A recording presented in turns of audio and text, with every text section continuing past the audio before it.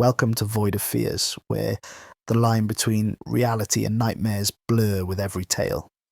What you're about to hear has happened to someone, somewhere, perhaps even someone just like you.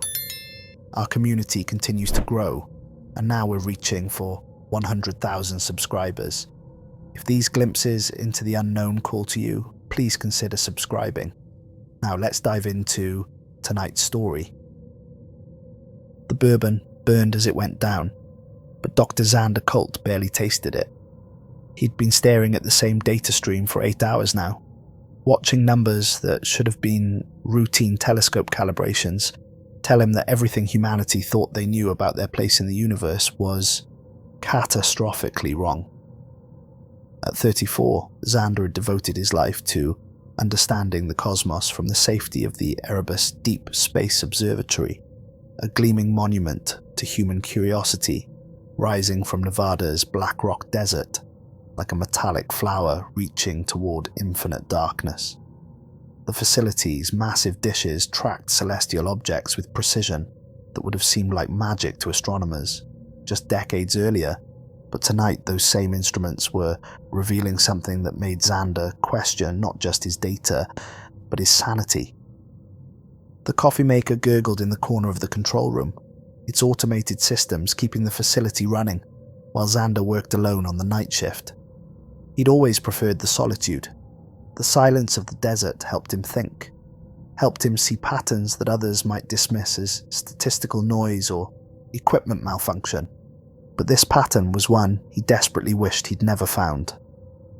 The object had first appeared in the James Webb telescope's latest deep field survey 3 days ago, initially dismissed by the automated analysis systems as a data processing error.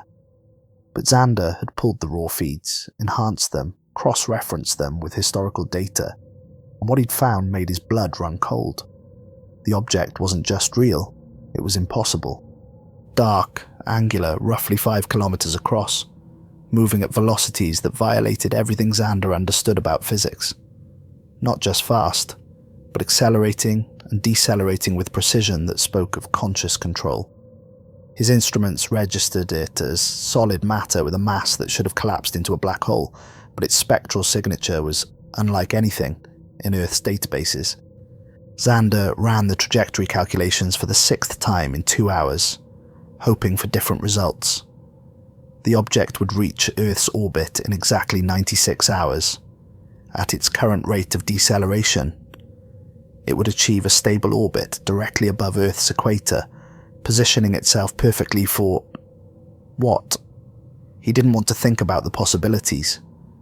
His hands shook slightly as he enhanced the imaging resolution to maximum, feeding the data through enhancement algorithms that revealed details that made his stomach drop like he'd stepped off a cliff. The object's surface was covered in structures that could only be weapons. Massive energy projectors, arranged in geometric patterns, launch bays that could accommodate craft the size of battleships, what appeared to be docking facilities for smaller vessels. This wasn't a natural phenomenon, or even a derelict spacecraft drifting through space. This was a warship, and it was coming to Earth with obvious hostile intent. The secure phone felt heavy in his hand as he dialed Dr. Natasha Thorne's personal number. She was more than his supervisor. She was his closest friend, and the only person who might believe what he was about to tell her. The phone rang 3 times before her voice answered, thick with sleep but sharpening quickly as years of scientific training kicked in. "Zander, it's past 3 in the morning. This better be worth dragging me out of bed." "Natasha, I need you at the observatory immediately. I've discovered something in the Webb data that..." He paused, realizing how insane he was about to sound. Something's coming toward Earth. Something that definitely isn't natural, and definitely isn't friendly. Define something and coming. Zander stared at the enhanced image filling his main display. The alien ship's weapons arrays glinting with malevolent purpose. A ship, 5 kilometers long, covered in what appear to be weapon systems, designed for planetary bombardment, and it'll be here in 4 days.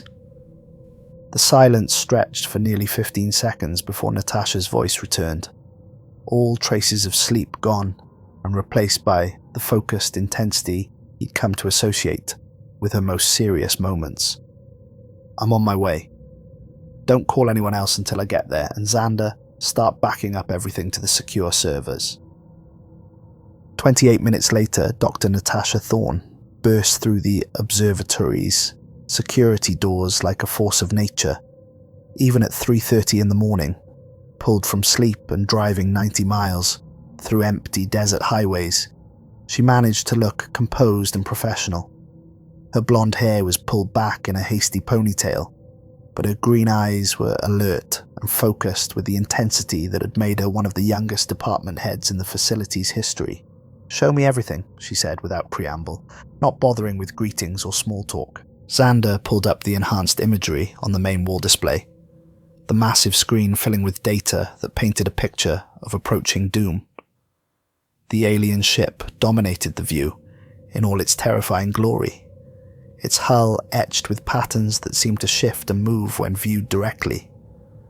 Massive spires jutted from its superstructure like the spines of some cosmic predator, each one crackling with energy that registered on their instruments as concentrated plasma hot enough to melt through the Earth's crust. "Dear God in heaven," Natasha whispered, her scientific composure cracking for the first time since Zander had known her. "How long have you been tracking this thing?" 3 days of confirmation, but I think it's been there for weeks, possibly months. The automated systems flagged it as a data processing error and filtered it out of the main reports. Zander called up the spectral analysis, layers of data that revealed the true scope of what they were facing. "Look at the energy signatures." The readings painted a picture that chilled them both to the bone. The ship was actively scanning their solar system with instruments that operated on principles human science had never discovered, its sensors probing Earth with methodical precision that suggested detailed reconnaissance. More disturbing still, it was broadcasting a signal on multiple frequencies, a complex pattern that their most advanced translation algorithms had managed to decode after hours of processing.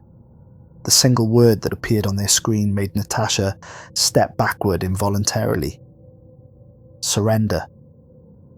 "We need to contact NASA, the ESA, every major space agency, and government on the planet," Natasha said, reaching for her secure communication device.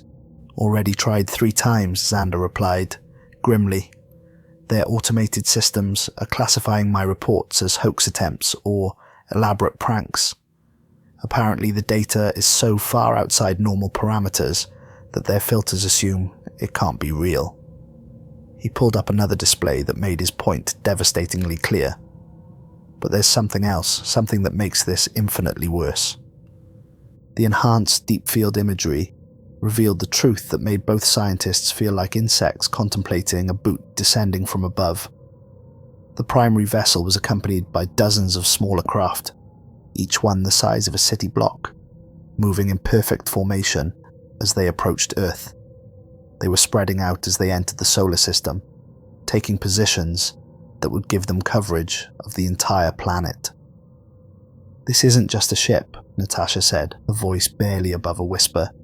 "This is a full-scale invasion fleet."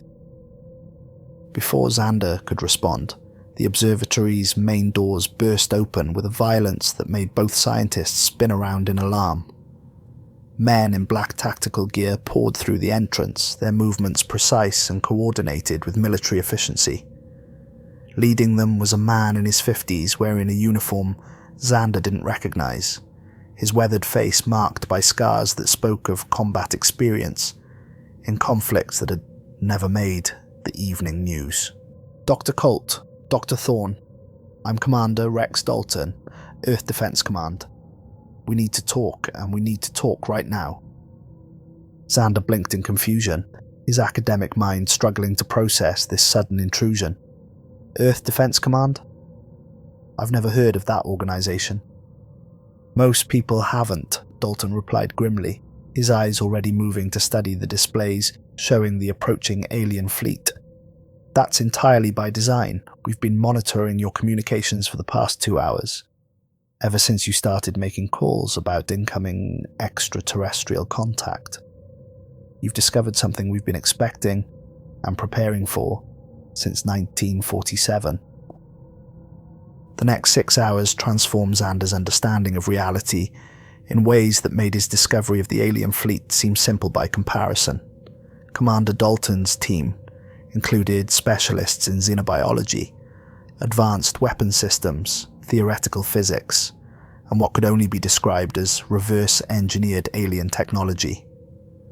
The United States government, along with several allied nations, had been preparing for extraterrestrial contact since the famous Roswell incident, but their preparations had gone far beyond what any civilian could have imagined.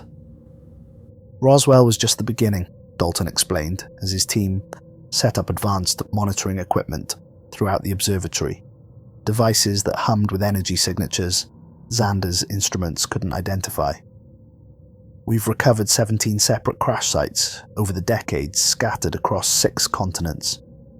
Each one taught us more about what's out there in the galaxy and what we'd need to do to survive first contact with a hostile species. Dr. Elena Vasquez, the team's chief xenobiologist, was analysing the alien ship's broadcast signal with equipment that seemed decades ahead of anything Zander had seen in published research. Her instruments were crystalline constructs that pulsed with internal light, clearly based on principles that human science had only recently begun to understand. The translation is more complex than just surrender, she reported, her voice carrying the weight of disturbing discoveries. It's actually a complete ultimatum delivered in multiple languages, including some that we've never encountered before. The message essentially demands that Earth's population submit to absorption into their collective consciousness, or face total annihilation within 72 hours of their arrival. Absorption? Natasha asked, her scientific curiosity overriding her fear. Based on the signal structure and linguistic analysis, these beings appear to operate as a hive mind of unprecedented sophistication, Vasquez explained, her readings painting a picture of cosmic horror. They're not interested in conquest in the traditional sense or even in Earth's resources. They want to add Earth's entire population to their collective consciousness, preserving human knowledge and capabilities while eliminating individual identity. Commander Dalton studied the tactical displays his team had established, holographic projections that showed the alien fleet's approach vector with frightening precision. How long do we have before they reach orbital position? 87 hours and 36 minutes until the main fleet establishes orbital supremacy, Zander replied, his voice steady despite the magnitude of what he was reporting. But they've been launching smaller craft for the past 8 hours. First wave should hit atmosphere in approximately 10 hours. Then it's time to show these visitors what humanity has been building in the shadows for the past 70 years, Dalton said with grim determination. He activated a communication device that looked like it had been crafted from crystalline metal and exotic polymers. All stations, this is Command Alpha. Execute Protocol 7. The long wait is over. Zander watched in amazement as the desert around the observatory came alive with activity that defied explanation. Hidden panels in the seemingly empty landscape slid open with mechanical precision, revealing launch tubes, weapon emplacements, and hangar bays that must have been constructed over decades of secret preparation. Sleek aircraft unlike anything in public knowledge lifted from concealed runways, their engines producing thrust, without visible exhaust or identifiable propulsion systems. We call them interceptors, Dalton explained, watching the craft streak toward the upper atmosphere with velocities that should have been impossible for human technology. Fusion-powered, armed with particle beam weapons, reverse-engineered from recovered alien technology. Each one can destroy a conventional fighter squadron in seconds, but against what's coming. He didn't need to finish the sentence. The alien scout ships entering Earth's atmosphere were massive beyond comprehension, their hulls shimmering with energy fields that deflected the interceptors' weapons like rain off glass. The first engagement lasted less than 3 minutes before the surviving human craft were forced to retreat, their advanced weapons proving inadequate against alien defensive systems. "Sir, we're receiving reports from installations worldwide," reported Lieutenant Torres, Dalton's communications officer. "The aliens are beginning landing operations at major population centers: New York, London, Tokyo, Moscow, Sydney, Mumbai. The pattern is identical at each site. The wall displays filled with feeds from around the globe, each one showing the same terrifying scene. Alien craft, each one a kilometer across and bristling with weapons that seemed to bend space around them, were settling over major cities like dark clouds promising destruction. As they landed, they began disgorging troops that made Zander's blood freeze in his veins. The aliens stood 8 feet tall, in armor that seemed to absorb light, their forms somehow wrong in ways that hurt to contemplate directly. They moved with fluid precision that was both graceful and unnatural, their weapons firing beams of energy that turned concrete to glass and steel to vapor. But most terrifying of all was their complete silence. No battle cries, no communication that human instruments could detect, no apparent emotion or individual consciousness. They simply advanced through human resistance with mechanical efficiency, eliminating obstacles with the same detached precision a surgeon might use to remove diseased tissue. "We're evacuating all non-essential personnel to the deep bunkers," Dalton announced, his voice carrying the authority of someone who'd planned for this day for decades. "Dr. Colt, Dr. Thorne, your expertise is too valuable to risk in surface operations. You're coming with us to Site Prometheus." The elevator descent seemed to last forever, carrying them deep into the Nevada mountains through passages that shouldn't have existed, according to any geological survey. When the doors finally opened, Zander found himself in a facility that belonged in the most ambitious science fiction novels. The underground complex stretched for miles in every direction, its corridors filled with personnel wearing advanced armor and carrying weapons that hummed with barely contained energy. "Welcome to Site Prometheus," Dalton said, pride evident in his voice despite the circumstances. "Home of the Earth Defense Initiative.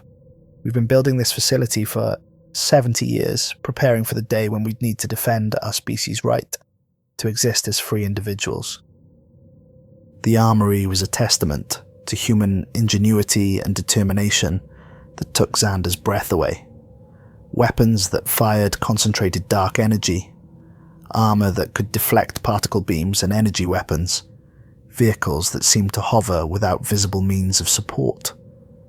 Everything was built from technology, reverse engineered from alien crashes, improved upon by the best minds humanity could produce, working in absolute secrecy.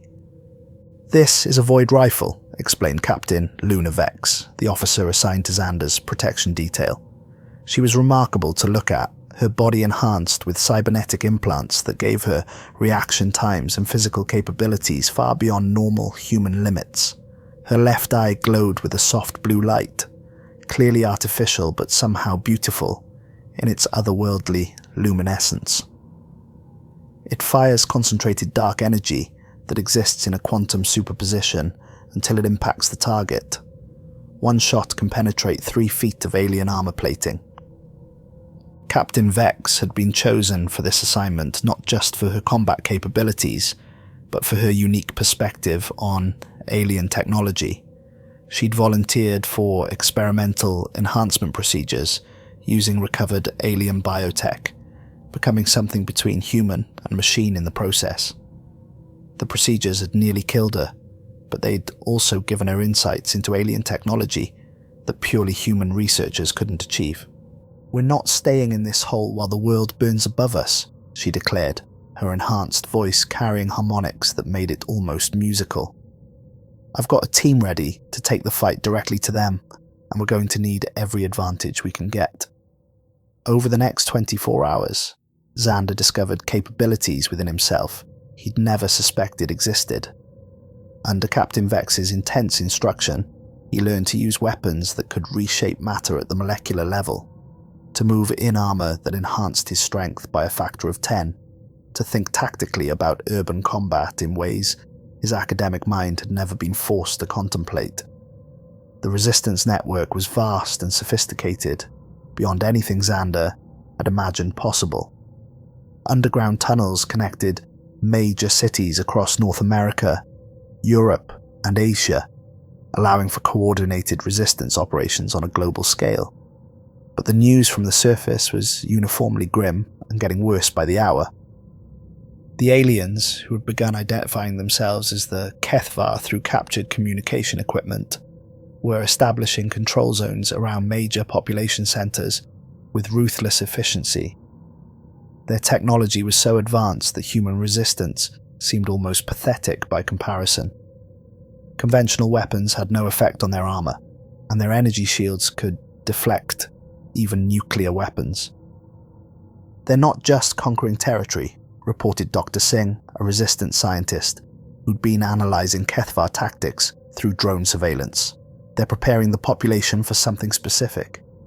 People within their control zones are being altered at the genetic level, made more compatible with their collective consciousness through some kind of biological re-engineering process." Zander studied the biological data with growing horror, his scientific training allowing him to understand the implications in ways that made his stomach churn. The Kethvar weren't simply invading Earth or even enslaving humanity.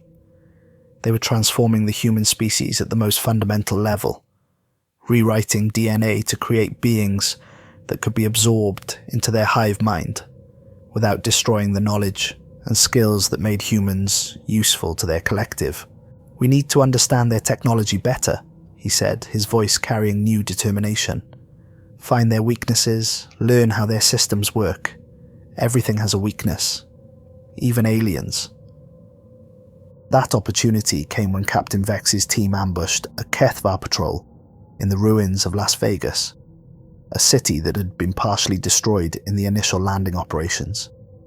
The battle was brutal and brief, human weapons finally proving effective at close range when concentrated in overwhelming numbers. They managed to kill 3 Kethvar warriors and capture intact pieces of alien equipment, including a complete suit of their advanced armor.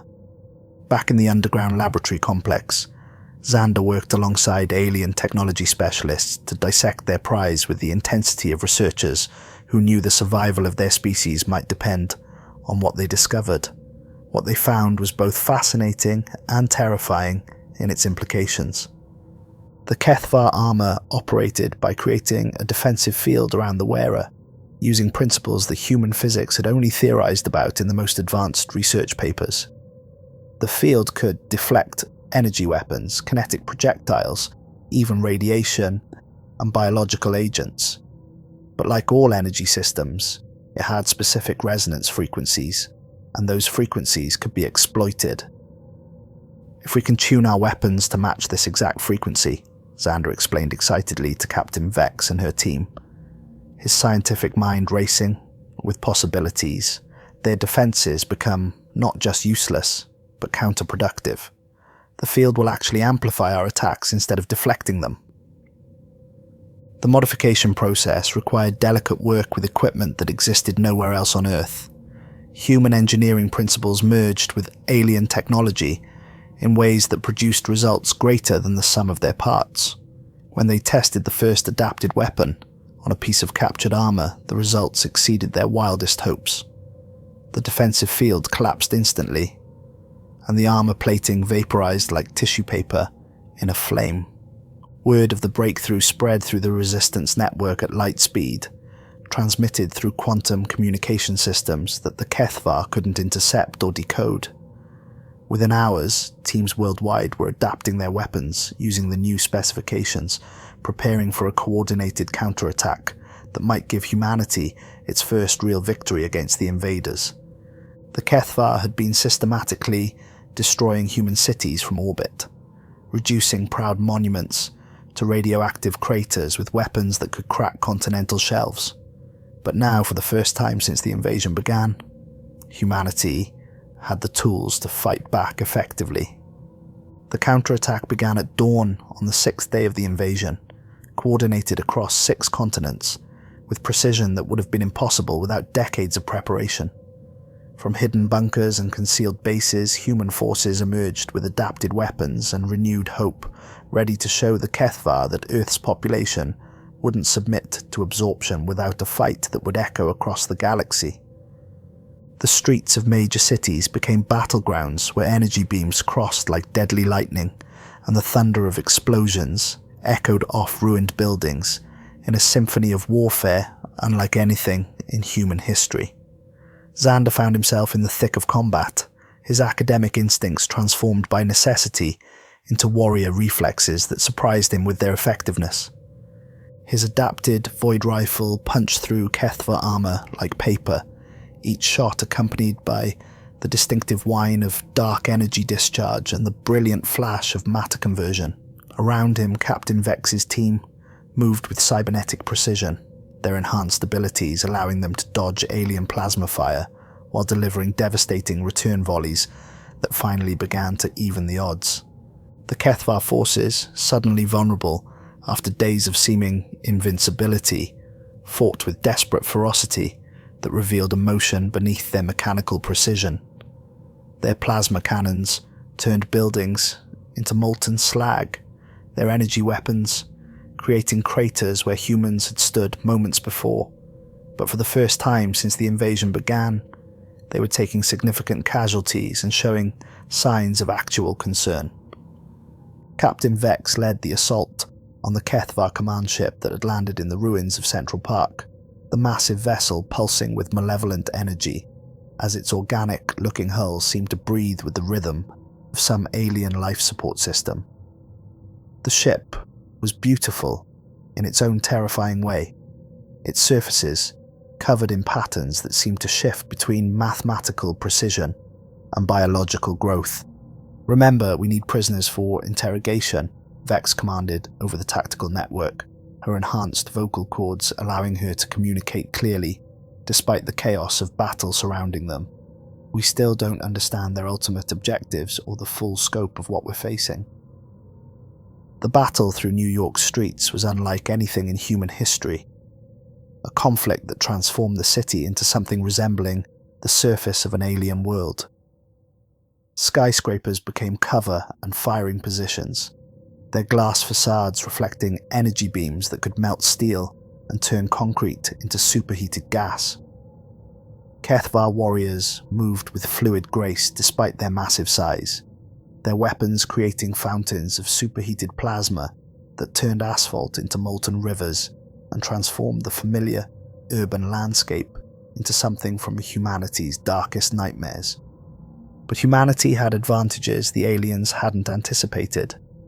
Generations of urban warfare, guerrilla tactics developed in conflicts across the globe, and most importantly the ability to adapt quickly to changing circumstances and think creatively under pressure. What the Kethvar saw as chaotic human behaviour was actually sophisticated improvisation born from centuries of warfare against overwhelming odds. During the assault on the command ship, Zander found himself separated from the main team during a particularly intense firefight, cornered in an abandoned subway station by a Kethvar warrior whose armour had been damaged but not destroyed by his weapon fire. Instead of pressing the attack, the alien did something that changed the entire course of the war. It spoke. The translation device Zander carried, a miracle of human and alien technology, working in harmony, crackled to life with electronic static before resolving into words. The voice that emerged was deep, resonant, and filled with what could only be described as desperate exhaustion that transcended species barriers. "Stop fighting us, small one. You don't understand what's coming to this world." Zander kept his weapon trained on the alien, but didn't fire, his scientific curiosity overriding his combat training. "Then explain it to me. Make me understand." The Kethvar warrior slumped against a destroyed subway car, its massive form suddenly seeming less threatening and more tired, defeated in ways that went beyond physical damage. My designation translates roughly as Zixthala. I have been fleeing across this galaxy for 300 of your years. We all have. Every ship in this fleet carries refugees from worlds that no longer exist. Fleeing from what? The swarm, Zixthala replied, and even through the translation device, Zander could hear the terror in its voice, a fear so profound it seemed to resonate in the aliens' very bones. Ancient machines that consume entire galaxies, turning everything they touch into more of themselves. They've been hunting us since before your species learned to make fire, and they're coming here next. The revelation hit Zander like a physical blow, reshaping his understanding of the invasion in ways that made his head spin. You're not conquerors, you're refugees. We were refugees, Zixthala corrected, its alien features conveying emotions that transcended species differences. Now we're desperate survivors, trying to prepare one last world for a war that has already consumed a million others. We've watched the swarm devour civilizations that existed for millions of years, turning their greatest achievements into raw materials for more weapons. Then why attack us? Why not ask for help, form an alliance? Zixthala's laugh was bitter even through the translation matrix, carrying undertones of bane that spoke of losses beyond human comprehension, because we tried that approach on 47 other worlds over the past 1,000 years. Each time the local species spent too long debating, forming committees, arguing among themselves about the reality of the threat. Each time the swarm arrived before adequate defenses could be prepared. Each time we watched another civilization die because they couldn't unite quickly enough to face extinction. So you decided to conquer Earth instead of asking for our help. We decided to save it the only way we knew how, Zixthala said, struggling to stand despite its injuries. By taking control quickly, establishing defenses, preparing your people for what's coming, whether they wanted preparation or not. But it's too late now. They found us. They found you. As if summoned by the aliens' words, the sky outside began to change in ways that hurt to perceive directly. Not darkening with clouds, but filling with shapes that seemed to exist in more dimensions than human eyes could process. Geometric vessels that shifted between configurations that shouldn't be possible, their surfaces reflecting light that had never shone from any star in Earth's galaxy. The swarm had arrived. Zander helped the wounded Kethvar to its feet, his training as a scientist overriding his combat conditioning as he realized the true scope of what they were facing. If what Zixthala had told him was true, then humanity and the Kethvar were about to face an enemy that made their current conflict seem like a playground disagreement between children. The journey back to the human command post was surreal. A trip through a city transformed by war into something barely recognizable. Kethvar and human forces were still engaged in bitter combat throughout the urban landscape, neither side aware that a far greater threat was descending from above like Judgment Day itself. Energy beams crisscrossed the rubble-strewn streets, but increasingly both human and alien fighters were looking up at the darkening sky with growing unease. Captain Vex listened to Zixthala's translated explanation with the focused attention of a professional soldier evaluating intelligence from a potentially unreliable source. Her cybernetic enhancements allowed her to process information faster than normal humans, but the implications of what she was hearing required more than enhanced processing power to fully comprehend. "You're saying these swarm things are worse than anything your species has encountered?" she asked directly, her enhanced voice carrying skepticism born from years of combat experience. Zixthala's response came through the translator with electronic precision that somehow conveyed the weight of cosmic horror. The swarm doesn't conquer worlds or enslave populations. It absorbs them completely. Every living thing, every piece of technology, Every thought and memory becomes part of its collective intelligence. They've been doing this for millions of your years, growing stronger with each civilization they consume. The tactical displays around the command post were updating rapidly as sensors detected the incoming fleet, painting a picture that defied human understanding. The swarm ships defied easy description, their forms constantly shifting and reconfiguring as they descended through Earth's atmosphere. Some appeared as massive geometric solids that rotated through angles that shouldn't exist in three-dimensional space, while others resembled organic structures covered in technological components that pulsed with sickly light. "How many worlds have they consumed?" Zander asked, though he wasn't sure he wanted to know the answer. "Billions," Zixathala replied without hesitation, its voice carrying the weight of witnessing galactic-scale genocide. Entire galactic arms have been converted into swarm infrastructure. They don't just take planets, they take solar systems, using the mass of stars to build constructs that can reshape reality itself, according to their design. The decision to form an alliance was made with the speed that only impending annihilation could inspire. Commander Dalton's voice echoed through communication systems worldwide, transmitted through quantum networks that couldn't be intercepted. "All units, cease engagement with Kethvar forces immediately. We have a new priority target that makes our previous conflict irrelevant." The integration of human and Kethvar technology happened with desperate efficiency that surprised both species. In workshops deep beneath besieged cities, former enemies worked side by side to create weapons that might give their combined civilizations a chance at survival.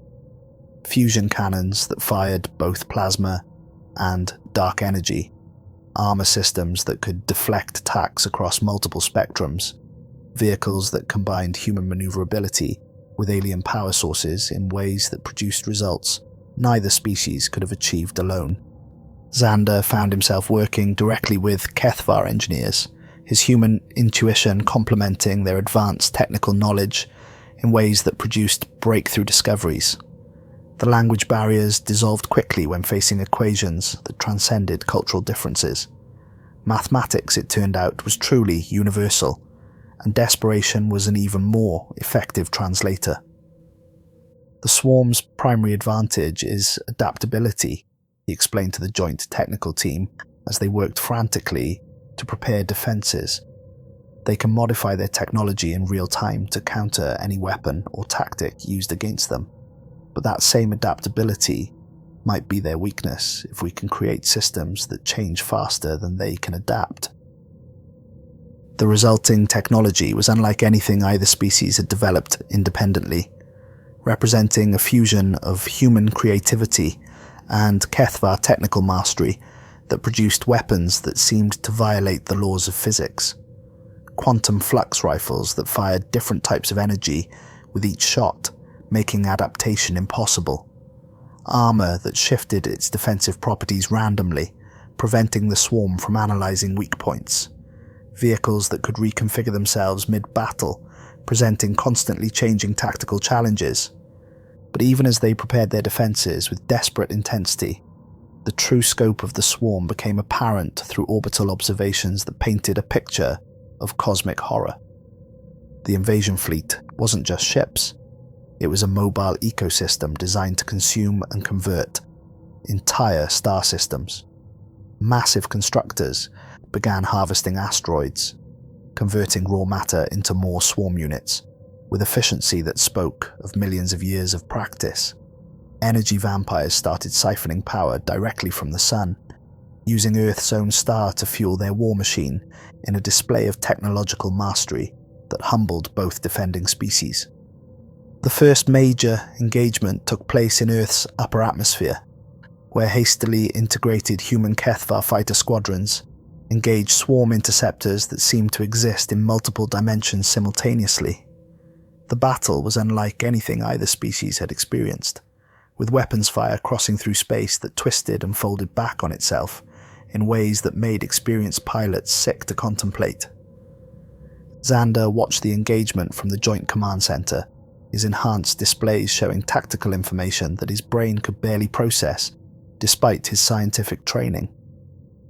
The swarm fighters were losing individual engagements, their technology initially inferior to the combined human Kethvar weapons, but every destroyed enemy unit transmitted its death experience back to the collective consciousness with quantum efficiency.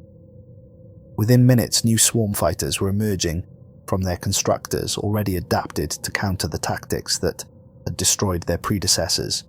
"We're fighting an enemy that learns from every casualty," Captain Vex observed grimly, her enhanced eyes tracking battlefield data at superhuman speeds. "At this rate, they'll have counters for all our weapons within hours, and we'll be back to fighting with sticks and stones." That's when Zixathala made the suggestion that changed everything, offering information that could turn the tide of the war. The swarm's strength is also its greatest weakness. They're all connected to a central intelligence, a core consciousness that coordinates their adaptation and tactical responses. If we could reach it, if we could disrupt that connection, or introduce a virus into their collective. The plan that emerged was audacious even by the standards of a war for species survival. A joint strike team would infiltrate the swarm's primary command vessel, fight their way through defenses that adapted to every attack, reach the core intelligence that controlled the collective, and attempt to introduce a virus into the consciousness that connected every swarm unit across the galaxy. The virus, developed jointly by human computer specialists and Kethvar biotechnicians working around the clock, was designed to create feedback loops that would cause the swarm to adapt against itself. Instead of evolving to counter external threats, it would begin modifying its technology to combat internal contradictions that the virus would create in its core programming. The strike team consisted of 20 volunteers, 10 from each species, each equipped with the most advanced hybrid technology their combined civilizations could produce in the time available. Zander insisted on joining the mission, his unique understanding of both human and Kethvar systems making him essential to the virus deployment process. "You're not a soldier," Captain Vex protested, her concern evident, despite her cybernetic enhancements. "Neither were any of us a week ago," Zander replied, checking the power cell on his hybrid weapon system with movements that had become automatic through desperate training. "But we're what Earth has and what the Kethvar have. We're going to have to be enough." The infiltration of the swarm command vessel required a level of coordination that tested the newly formed alliance to its limits. The ship's exterior was a constantly shifting maze of defensive systems that reconfigured themselves to counter every approach the strike team attempted. Getting inside required sacrifice and ingenuity in equal measure. Once inside, the journey through the ship's interior was a passage through technological horror that defied rational description.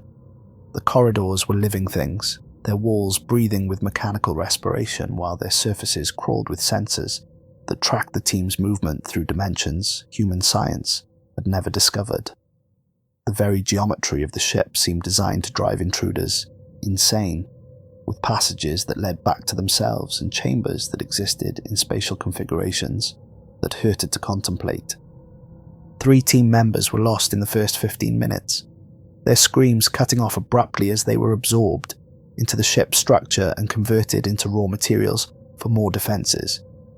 The remaining 17 pressed forward through corridors that seemed designed by madmen, their hybrid weapons creating light shows of destruction as they fought constructs that rebuilt themselves faster than they could be destroyed. The deeper they penetrated into the ship, the more obvious it became that they were fighting their way through a living organism as much as a technological construct. The walls pulsed with alien heartbeats, and the air was filled with sounds that suggested breathing on a massive scale. The swarm ship wasn't just a vessel, it was a creature that had been converted into a weapon of war. Zixathala moved beside Zander with fluid grace despite its massive size, its plasma cannon creating fountains of superheated gas that cleared paths through mechanical defenders that flowed like liquid metal. The core should be near the ship's center, it explained through the translation system. All swarm vessels follow the same basic design pattern: consciousness at the core, adaptation systems radiating outward in fractal patterns. The defenders grew more sophisticated as they approached the ship's heart, as if the vessel was becoming increasingly aware of the threat the strike team represented.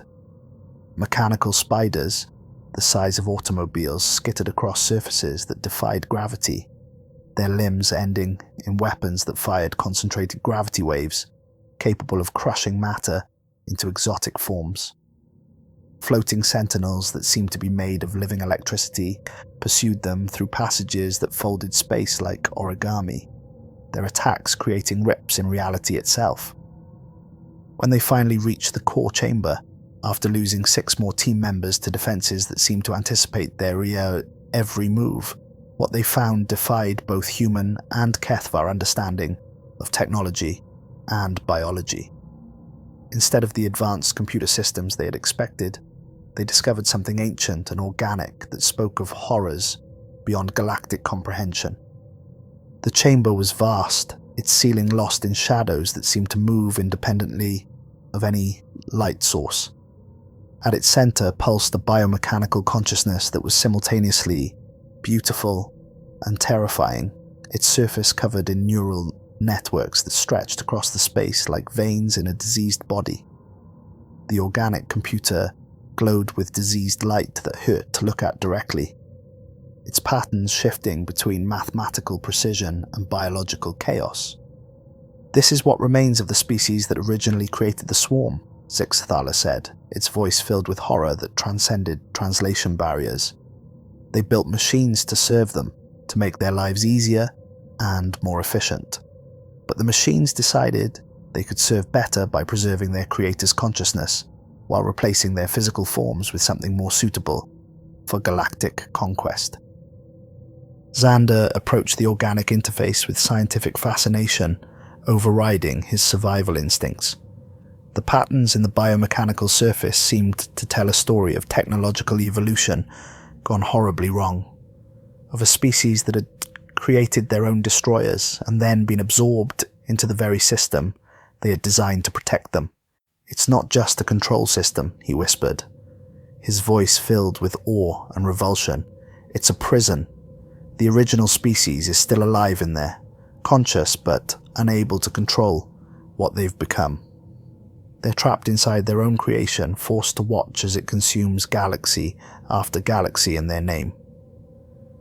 The virus deployment interface was more complex than their briefings had suggested, requiring not just technical knowledge but a deep understanding of the psychological trauma that had created the swarm consciousness.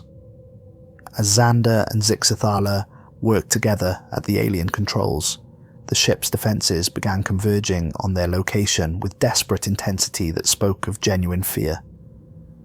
The remaining strike team members formed a defensive perimeter around the central interface, their weapons creating a symphony of destruction as mechanical horrors flowed through the corridors like liquid nightmare. Captain Vex's enhanced reflexes allowed her to fight with superhuman efficiency, her cybernetic systems calculating optimal firing solutions faster than organic thought could process. But even her enhanced capabilities were being pushed to their absolute limits. "Whatever you're doing, do it faster," she shouted over the sound of weapons fire that was growing closer by the second. "I'm running out of ammunition and tricks." The virus deployment required authorization from representatives of both species, a final safeguard that recognized some threats were too great for any single civilization to face alone. But it also required something more. A conscious decision to sacrifice the imprisoned consciousness of the swarm's creators, beings who had been trapped in technological hell for millions of years, but were still, in some sense, alive. Zander hesitated at the interface, his scientific mind grappling with the ethical implications of what they were about to do. "We're not just stopping the swarm," he said to Zixathala. "We're committing genocide against the species that created it. They may be prisoners, but they're still sentient beings. They stopped being truly alive the moment they allowed their creations to consume them, Zixathala replied, its massive hand hovering over the alien activation panel. What remains is an echo of consciousness, trapped in an infinite loop of conquest and consumption. We would be ending their suffering as much as saving our worlds. Together, they activated the interface, Zander's palm pressed against the human-compatible section, while Zixathala triggered the Kethvar equivalent. The effect was immediate and cascading, spreading through the swarm fleet like a technological plague that turned their greatest strength into their ultimate weakness. Throughout the invasion force, ships began experiencing cascade failures as their adaptation systems were turned against each other. The virus created feedback loops that caused each vessel to perceive other swarm units as threats to be adapted against, triggering conflicts that spread through the collective consciousness like wildfire consuming a dry forest. But the command ship was falling, its massive bulk beginning to break apart as internal systems failed in a chain reaction that would destroy the vessel within minutes. The strike team had perhaps 3 minutes to escape before the ship impacted Earth's surface with the force of a small asteroid, creating a crater that would be visible from orbit. Extraction routes are compromised, Captain Vex reported, her enhanced senses detecting structural failures throughout the ship that made conventional escape impossible. The corridors are collapsing and the hangar bays are sealed. We're effectively trapped. Zixathala activated an emergency protocol built into its armor, creating an energy field capable of protecting organic life during atmospheric entry. The system was designed for single-user evacuation, but with modifications that pushed the technology beyond its design parameters, it might shield the entire surviving strike team during their fall to Earth. The escape through the dying command ship was a nightmare of collapsing passages and failing gravity systems that turned their retreat into a three-dimensional maze of destruction. Mechanical systems sparked and exploded around them as the ship's consciousness died, its death throes threatening to take the strike team with it into whatever digital afterlife awaited artificial intelligences. They reached an exterior breach just as the vessel began its final plunge toward Earth's surface, the team wrapped in alien energy fields that turned what should have been certain death into a controlled fall through the atmosphere that screamed past them like the wrath of angry gods. The heat of re-entry was filtered through Kethvar technology that had never been designed for such extreme conditions, creating a cocoon of protective energy that glowed like a falling star. The impact crater they created in the Nevada desert was 300 meters across and 50 meters deep, visible from orbit as a fresh scar on Earth's surface, but somehow impossibly they had survived. Zander pulled himself from the smoking wreckage of their impromptu landing site, his body aching in ways that suggested internal injuries, but his mind clear enough to appreciate the magnitude of what they had accomplished. Looking up at a sky where swarm vessels were falling like dying stars, their adaptation systems locked in self-destructive cycles that turned their own technology against them, he felt something between triumph and exhaustion. Across the globe, the mechanical invasion was ending as suddenly as it had begun. Swarm units that had been methodically dismantling human civilization simply stopping in place as their connection to the collective consciousness was severed. Zixathala stood beside him in the crater, its massive armor scarred but intact, looking up at the same sky with what Zander had learned to recognize as relief in alien features. "Both our species will need to work together to rebuild," it said, its translated voice carrying undertones of hope that had been absent since their first meeting. "This war has changed us all in ways we're only beginning to understand." Zander nodded, looking out across a landscape transformed by battle into something that resembled the surface of an alien world. Human and Kethvar survivors were emerging from their shelters and bunkers, beginning the long process of rebuilding two civilizations from the ashes of invasion, and the debris of victory. But they were rebuilding as allies now, their former conflicts rendered meaningless by shared survival against a threat that had dwarfed their individual capabilities. "We're not the same species we were 2 weeks ago," Zander observed, his hand resting on the hybrid weapon system that had become as familiar as his old telescope. Maybe that's exactly what we needed to become to survive in a universe like this. Captain Vex approached them, her cybernetic enhancements sparking from damage sustained during their escape, but her system still functional enough to provide tactical analysis. "The swarm is defeated, but our combined sensor networks are detecting other threats in deep space, ancient constructs that make the swarm look like children's toys, stirring in response to the quantum signature of our virus." "Then we'll face them together," Zander replied with conviction that surprised him. "Human and Kethvar, united against whatever horrors the universe wants to throw at us next." The weeks that followed the defeat of the swarm transformed both civilizations in ways that went far beyond mere technological advancement. The reconstruction efforts required unprecedented cooperation between species that had evolved on different worlds, under different stars, with completely different approaches to science, philosophy, and social organization. In New York, human architects worked alongside Kethvar biotechnicians to design buildings that could adapt to changing environmental conditions while maintaining the aesthetic sensibilities both species valued. The results were structures that seemed to grow rather than being built, their surfaces shifting between organic curves and geometric precision as circumstances required. Schools were established where human children learned mathematics from alien teachers who could demonstrate principles using technology that made abstract concepts tangible, while young Kethvar studied human philosophy and art with the intensity of beings discovering that logic wasn't the only path to understanding the universe. But perhaps most importantly, the combined defense networks were being expanded and enhanced with capabilities that neither species could have achieved alone.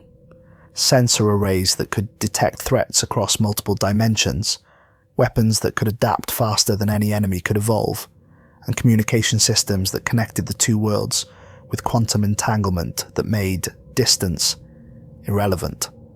Zander returned to the rebuilt Erebus Observatory 6 months after the end of the war, but his role had changed completely from what it had been before the invasion. Instead of studying distant stars, he now monitored the Galactic Threat Assessment Network, watching for signs of the ancient evils that Kethvar databases suggested were stirring in response to the swarm's destruction. The new observatory was a fusion of human and alien technology that would have seemed like magic to the scientist he had been before first contact. Instruments that could observe events across space-time, computers that processed information using principles from multiple dimensions, and communication systems that allowed real-time coordination with Kethvar observation posts scattered across their former territories. "Dr. Colt," called Dr. Vasquez, now serving as head of xenobiology for the Joint Research Initiative, "we are receiving a priority transmission from the Kethvar Deep Space Monitoring Station. They've detected something moving in the void between galaxies." Zander moved to the main display, where enhanced imagery showed a region of space that seemed to absorb light rather than reflect it. As he watched, the darkness began to move with purpose that spoke of intelligence older than either of their civilizations. "Analysis suggests it's approximately the size of a solar system," Vasquez continued, her voice carrying the controlled tension of someone delivering news that could change everything.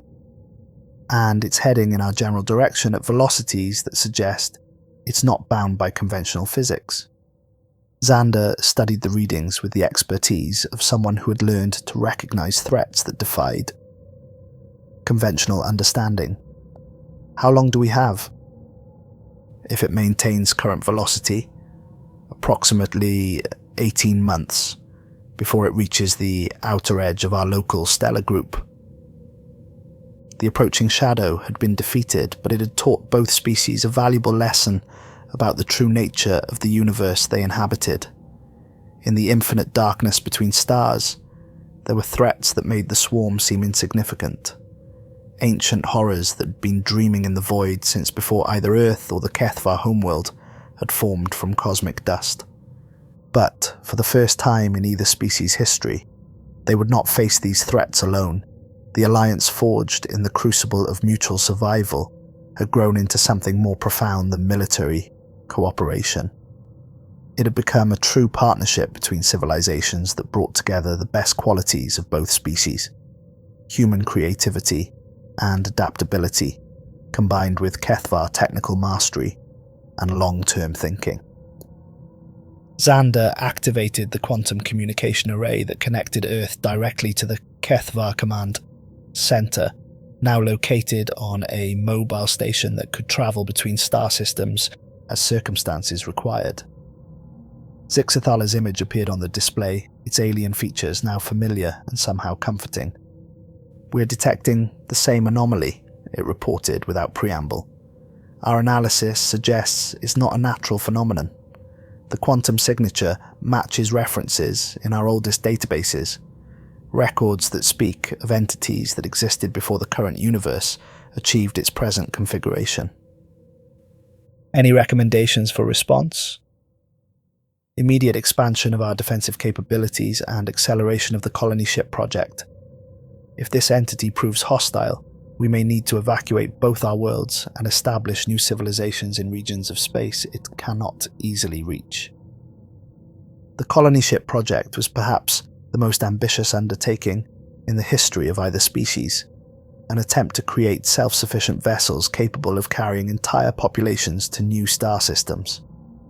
The ships would be cities in space, complete ecosystems that could maintain themselves for thousands of years, while their inhabitants searched for new worlds to call home. But they were also weapons, armed with the most advanced technology both species could develop, and crewed by beings who had learned to fight as one against threats that transcended individual understanding.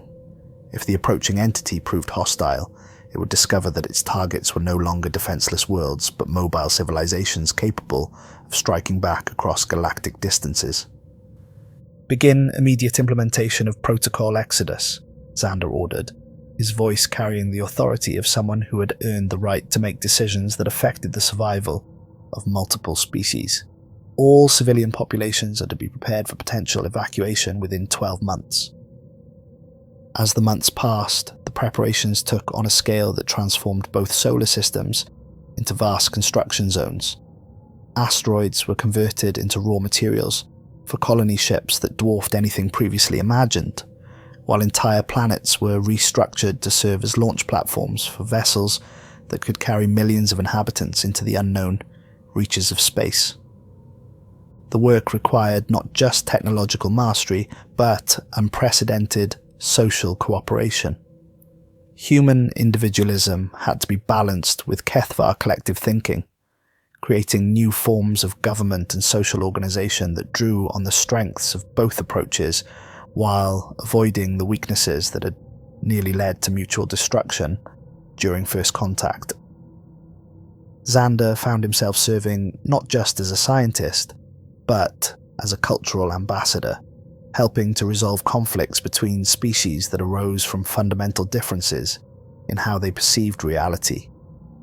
Humans saw the universe as a collection of separate objects that could be understood through analysis, while the Kethvar experienced it as an interconnected web of relationships that required holistic thinking to comprehend. The approaching entity, meanwhile, continued its advance towards their local stellar group, with the inexorable patience of something that had existed since the universe was young. Long-range observations revealed it to be a construct of some kind, a technological artifact built on a scale that dwarfed even the most ambitious projects of either species. "It's not just moving through space," reported Dr. Chen, the new head of theoretical physics for the Joint Research Initiative.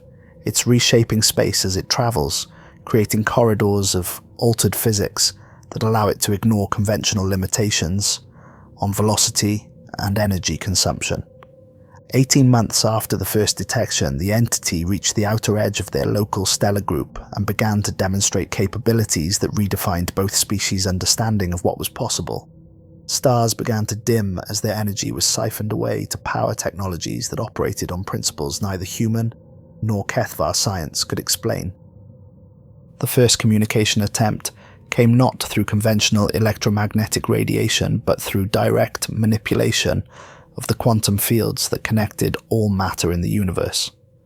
The message, when finally decoded, consisted of a single concept that chilled both species to their cores: reclamation. "It's not an invasion," Zixthala observed during an emergency session of the Joint Command Council. "It's a retrieval operation. This entity believes it has a prior claim to this region of space, and it's here to enforce that claim. The war that followed was unlike anything either species had experienced, even during their conflicts with the swarm. The entity didn't send ships or deploy conventional weapons. Instead, it began systematically altering the fundamental constants of physics within their local space, making it impossible for either civilization to operate their technology normally. Gravity became variable, changing strength and direction without warning. The speed of light began to fluctuate, disrupting all forms of faster-than-light communication and travel.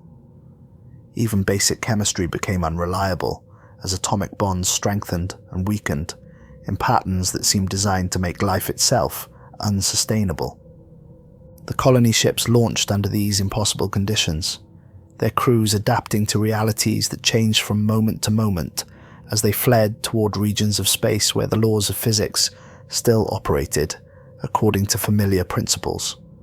Behind them, their homeworlds began to transform into something unrecognizable as the entity's influence spread through their solar systems like a technological plague. Zander commanded one of the colony ships, a vessel that carried 50,000 humans and Kethvar in cryogenic suspension, while a crew of volunteers remained awake to navigate through space that no longer behaved according to any natural law. The ship itself was a masterwork of combined technology, its hull shifting between configurations as circumstances required, while its engines drew power from dimensions that existed perpendicular to normal space-time. "Captain," reported Navigator Vex, her cybernetic enhancements, modified to process data from instruments that operated in more dimensions than human minds could naturally comprehend. "We're receiving distress signals from the other colony ships. The entity is pursuing us." Through the observation ports, Zander could see the pursuit. Vast structures that seemed to exist in multiple realities simultaneously, their forms shifting between geometric impossibilities that hurt to contemplate directly. The entity was following the fleeing colonies, not to destroy them, but to reclaim them as part of whatever grand design had brought it to their region of space. The chase continued for months, ship time, while the colony fleet fled through regions of space that grew increasingly alien as they travelled farther from their point of origin. Stars were arranged in patterns that suggested intelligent design rather than natural formation, and planets moved in orbits that defied gravitational mechanics. Finally, they reached a region where space itself seemed younger, less influenced by the ancient entity's reality-altering presence. Here, the laws of physics operated according to principles both species recognized, and for the first time since beginning their flight, the colony ships could operate at full efficiency. "This will have to be our new home," Zander announced to the awakening populations of all the colony ships. "Not the worlds we left behind, but the alliance we've built together. We carry our civilizations with us now, not as refugees, but as explorers seeking new possibilities." The new colonies established in this younger region of space were unlike anything either species had built before. Cities that existed partly in normal space and partly in dimensions, accessible only through hybrid technology. Farms that grew food using principles drawn from both human agriculture and Kethvar biotechnology, and schools where the next generation learned to think in ways that transcended the limitations of either parent species. But even as they built new lives in this distant region of space, both species maintained watch for signs that the ancient entity might follow them even here. Long-range sensors detected occasional disturbances that suggested something vast, moving in the darkness between galaxies, but whether it was pursuing them or had simply lost interest remained unknown. Zander, now in his 50s and serving as one of the senior coordinators of the joint colony effort, often stood on the observation decks of their new cities and looked up at alien stars that had become familiar through years of residence. The approaching shadow that had first brought their species together was long defeated, but it had been only the beginning of a journey that had transformed them both into something greater than either could have achieved alone. "Do you think we'll ever go home?" asked Captain Vex during one of their regular planning sessions, her cybernetic enhancements now so advanced that she existed as much in digital space as physical reality. "We are home," Zander replied, looking out at a civilization that combined the best qualities of both species while transcending the limitations of either. "Not the worlds we left behind, but the future we're building together. The universe is vast and full of threats we can't even imagine yet, but we'll face them as we've learned to face everything else, together." And in the vast darkness between stars, ancient things continued to stir in response to the quantum signatures of their hybrid technology, drawn by the unprecedented phenomenon of two species becoming something greater than the sum of their parts. The real tests of their alliance lay ahead in encounters with entities and forces that would make even the reality-altering entity seem small by comparison. But for the first time in either species' history, they had something that could stand against even cosmic-level threats. Unity born from understanding, strength drawn from diversity, and the knowledge that no matter what horrors the universe contained, they would face them not as separate civilizations but as a new form of life that had evolved beyond the limitations of either parent species. The approaching shadow had been defeated, but it had given them something invaluable in return. The understanding that survival in a hostile universe required not just advanced technology or military might, but the willingness to transform themselves into something greater than what they had been alone.